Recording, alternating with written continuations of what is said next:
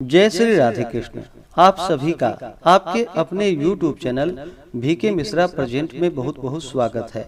आइए आज आप सब जानेंगे वर्ष 2024 चैत्र मास शुक्ल पक्ष कामदा एकादशी व्रत के शुभ मुहूर्त के बारे में, पारण समय के बारे में, व्रत का पारण कब किया जाएगा, किस चीज से किया जाएगा, और फिर सुनेंगे कामदा एकादशी व्रत की कथा। आप सभी भक्तों को कामदा एकादशी व्रत की ढेर सारी शुभकामनाएं। आप सभी के जीवन में भगवान विष्णु माता लक्ष्मी की कृपा से आप सभी को सभी प्रकार के सुख और समृद्धि की प्राप्ति हो। लक्ष्मी नारायण आप सभी के इच्छाओं को पूर्ण करे। इसी प्रकार से ज्ञानवर्धक जानकारियाँ प्राप्त करते रहने के लिए, व्रत पूजा के बारे में जानने के लिए, कथा को सुनने के लिए चैनल पे अगर आप पहली बार आए हैं तो चैनल को लाल बटन दबा करके सब्सक्राइब करें, साथ में बेल आइकन घंटी को दबाएं ताकि आने वाली वीडियो का नोटिफिकेशन आपको समय से मिलता रहे। वीडियो को लाइक करें, कमेंट में भगवान विष्णु की जय जरूर लिखें। चैत्र मास की शुक्ल पक्ष की एकादशी को इसे कामदा एकादशी के नाम से जाना जाता है। इस दिन भगवान विष्णु माता लक्ष्मी का पूजन किया जाता है। यह व्रत जो कि सभी प्रकार के पापों को नष्ट कर देने वाली है। जिस प्रकार अग्नि अपने तेज से सभी प्रकार की वस्तुओं को जलाकर नष्ट कर देती है, उसी प्रकार कामदा एकादशी भी जो कि तेज युक्त होती है। इस व्रत के प्रभाव से व्रती के सभी प्रकार के जाने अनजाने भयंकर तम पाप नष्ट हो जाते हैं तथा पुत्र पौत्रादि प्रदायिनी सभी प्रकार के मनोरथ पूर्ण करने वाली यह एकादशी है। इस एकादशी व्रत को धारण करने से तथा इसके महात्म्य कथा को सुनने से वाजपेयी यज्ञ का पुण्य फल प्राप्त होता है। यह व्रत ब्रह्म हत्या इत्यादि महान पापों को नष्ट करने वाली कामदा एकादशी का व्रत है। तो आइए जानते हैं कामदा एकादशी व्रत के शुभ मुहूर्त पारण समय के बारे में। एकादशी तिथि प्रारंभ समय जो कि 18 अप्रैल 2024 दिन गुरुवार शाम 5:33 और एकादशी तिथि की जो समाप्ति है वह 19 अप्रैल 2024 दिन शुक्रवार को रात्रि 8:06 पे। तो हमें शुद्ध रूप से जो व्रत के लिए समय प्राप्त हो रहा है, तो सभी भक्तजन 19 अप्रैल को व्रत धारण करेंगे। तो 10वें दिन के नियम का पालन जो कि 18 अप्रैल को किया जाएगा, 19 अप्रैल को एकादशी का व्रत धारण किया जाएगा और 20 अप्रैल को व्रत का पारण किया जाएगा। एकादशी व्रत का पारण जो कि हरिवासर में नहीं करना चाहिए। हरिवासर का समय द्वादशी तिथि का पहला चौथाई हिस्सा हरिवासर का होता है। तो द्वादशी तिथि की जो समाप्ति है वह 20 अप्रैल दिन शनिवार को रात्रि 10:43 पे द्वादशी तिथि की समाप्ति है। तो व्रत का पारण जो कि 20 अप्रैल को सुबह 5:50 से सुबह 8:26 तक एकादशी व्रत का पारण किया जाएगा। कामदा एकादशी व्रत का पारण जो कि गो घृतेन पारणम यानी कि गौ घृत से व्रत का पारण है, गाय के घी से।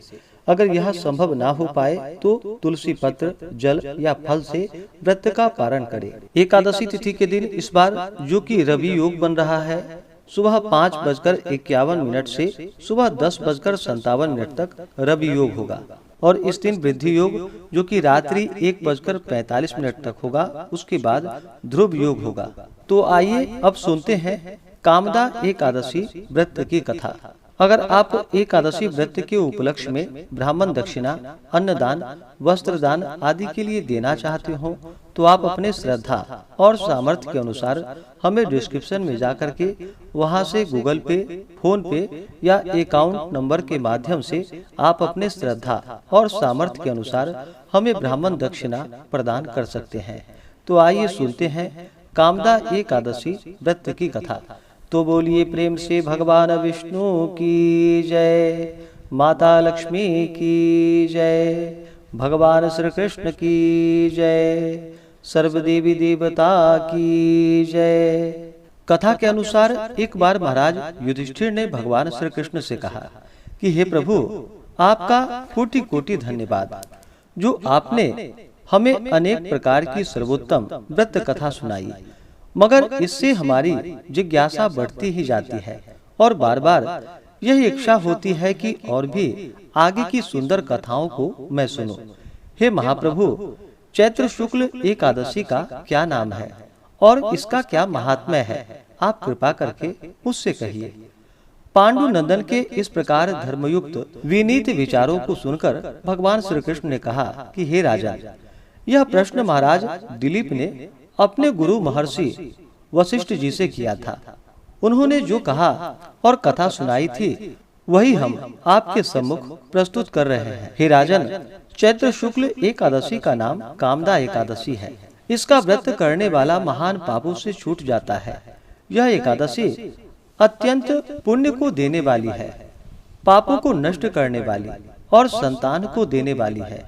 हे राजन सुनो, तुम्हें एक प्राचीन आख्यान सुनाता हूँ। एक नगर था जिसका नाम भोगीपुर था और वह महान ऐश्वर्यों से संपन्न भी था। वहाँ पर यक्ष और गंधर्वों का निवास था। राजा का नाम पुंडरीक था। राजसभा में नित्य ही गान वाद्य हुआ करता था। उसी राज्य में ललित नाम का गंधर्व अत्यंत ही सुंदर और ऐश्वर्यशाली था।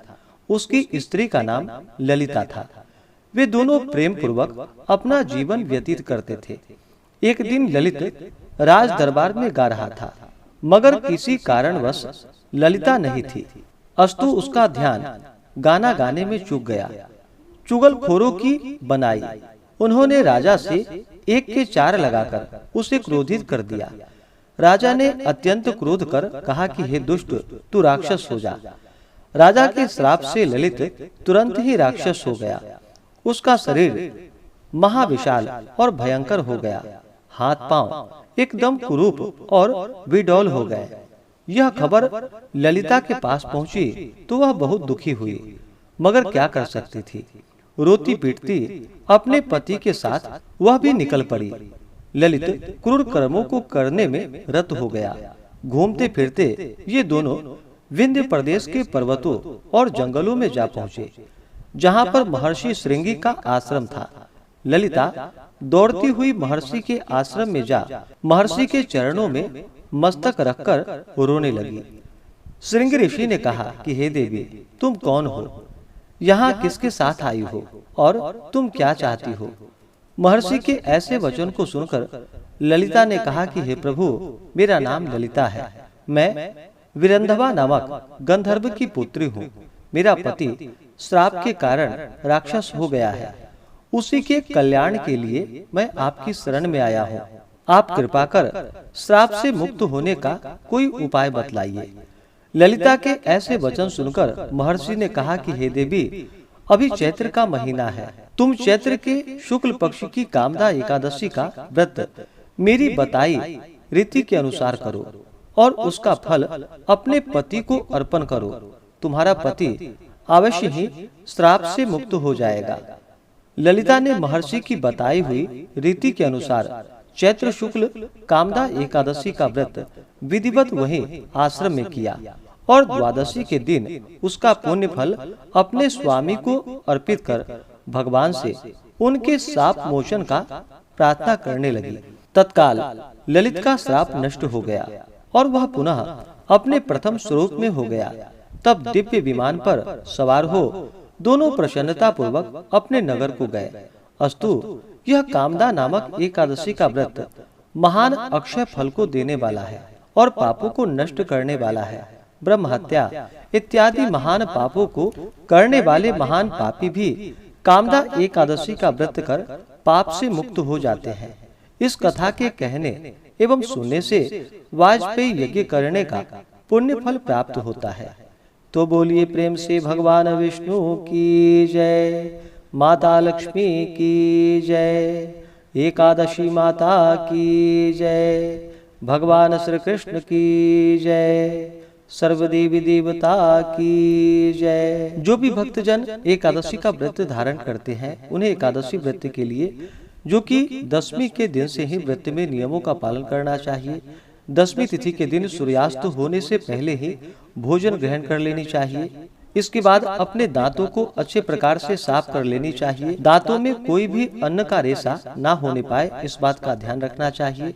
और दशमी की रात्रि ब्रह्मचर्य का पालन करते हुए भगवान विष्णु के नाम का और एकादशी व्रत का स्मरण करते हुए सोना चाहिए। एकादशी की सुबह ब्रह्म मुहूर्त में उठ करके नित्य क्रियाओं से निवृत्त होकर के गंगा नदी में या घर के नहाने के पानी में ही थोड़ा सा गंगा जल मिला करके स्नान करना चाहिए।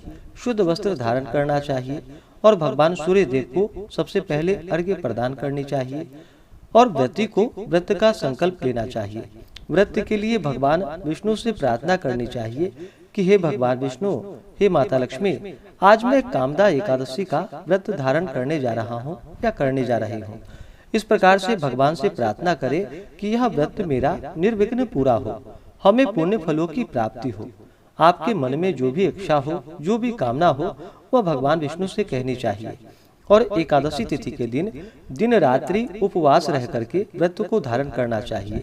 जो उपवास नहीं रह पाते हैं, जिनका स्वास्थ्य सही ना हो, तो आप एक समय फलाहार ग्रहण करके व्रत को धारण करें और इस दिन भगवान का सुबह शाम के वक्त पूरे विधि विधान के साथ पूजन करें।